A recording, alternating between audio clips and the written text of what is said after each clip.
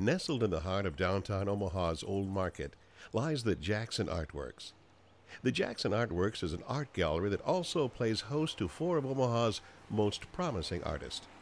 One such artist is sculptor and assemblage artist C. Daniel Newberry.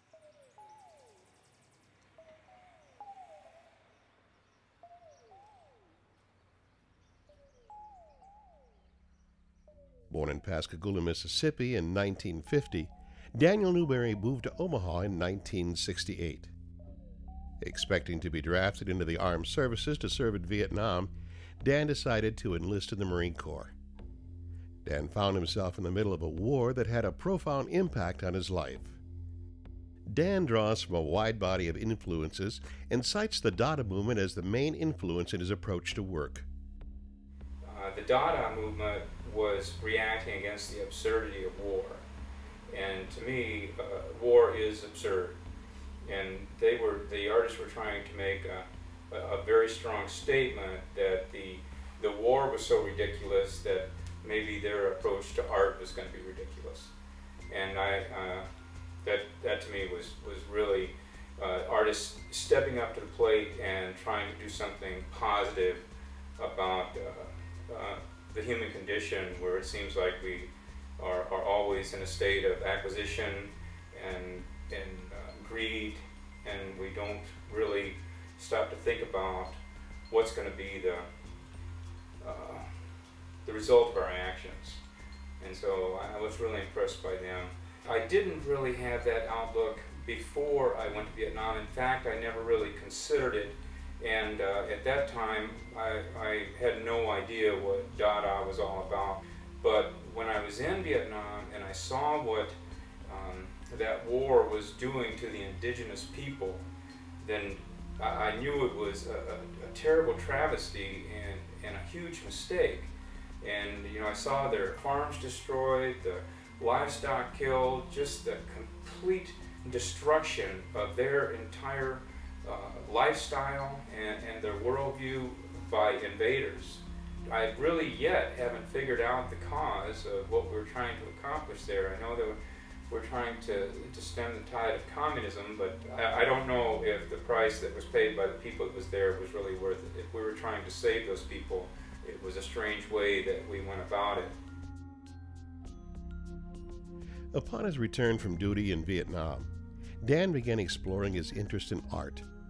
He enrolled at the University of Nebraska at Omaha and started his work towards a bachelor's in fine art degree. As far back as I can remember, I've always liked to draw. And I was one of those kids that, if there was a piece of paper there and a pencil, then I would be drawing and doodling and doing something. So I've always enjoyed that creative outlet. But I never really had any formal training. And it wasn't until I got back from Vietnam, got into the regular mundane, going to work every day and doing the thing that everybody does, that I started to become more and more interested into it. And my wife was very supportive and always has been, and she's kind of always been aware of this sleeping thing that was inside of me. And she bought her own business, started her business, and started doing extremely well. And after a while, it got to be where my paychecks were just going right into the savings account. And she told me one day, she said, you've always wanted to do something with your art, and you've always wanted to go to school, and this would be the time to do it, so I quit the next day. In his senior year, Dan traveled to Belgium to work as an apprentice in a printmaking shop. While in Belgium, he had an opportunity that would further affect his work and the way he viewed it. Well, when I went to Belgium, I went initially to study prints. UNO had set up a contact with the university there in Antwerp, and I went to study prints, but knowing that if I found a sculpture studio, I would be working with sculpture. Paul Produce, who is a senior sculpture professor there in Antwerp, is a fascinating person. And as it turns out, they have a lot of holidays there in Belgium. And so they had a 3-week break, and Paul was getting ready to do a one-person show. And he knew I was a senior student from here at UNO, and he thought that I had the capabilities to really be a good assistant. And so he took me into his home for 3 weeks, and I lived with him. I worked with Paul in his studio, and I learned more in that 3 weeks probably than collectively, well, I don't know, maybe throughout all my art career. He's just an incredible person. He's an excellent teacher. His knowledge of mold making and casting is just phenomenal.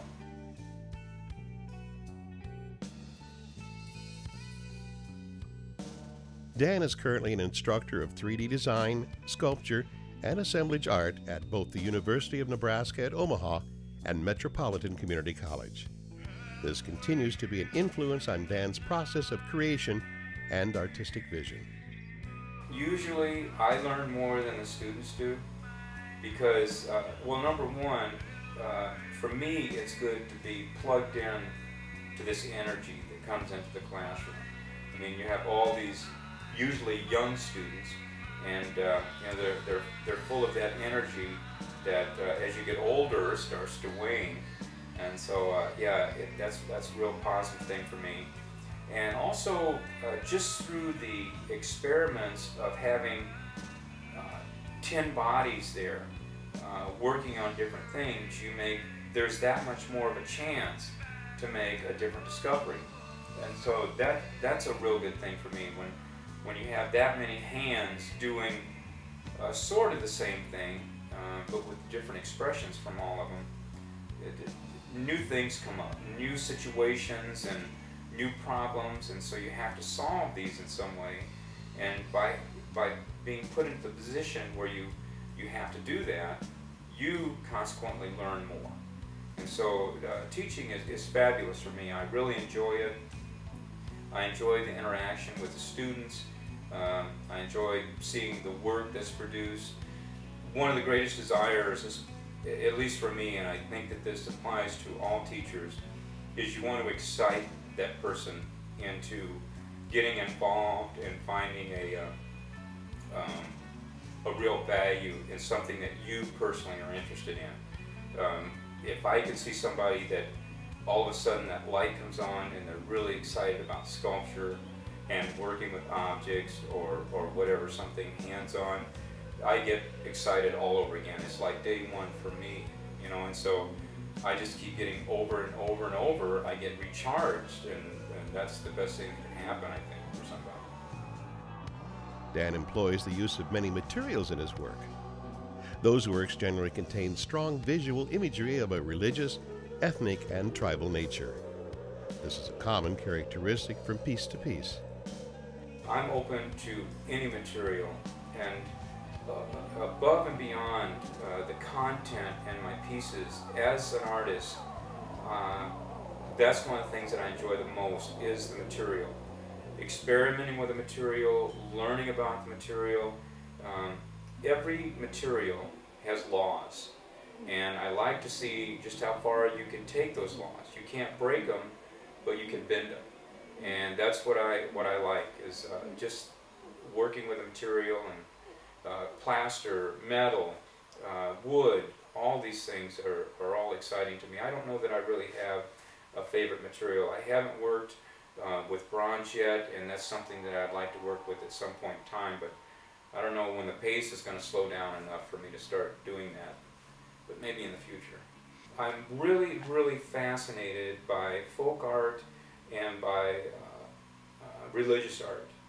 The African art, their masks, their totems and fetishes are just absolutely fascinating to me, both in the context of just purely aesthetics. I think the rawness and the mixing of the materials is just incredible, and I really like that look. But also there's something more conceptual about the whole idea of being a kind of a spiritual conduit, that these objects, these masks, these totems and fetishes are ways for them to speak to a world that this is the only way they can access these worlds is through the use of these objects. And to me, I think that's just absolutely fascinating. Any religious paraphernalia, I think, is really interesting. In my opinion, I think religions of all sorts have given us some of the most fantastic art objects that there are.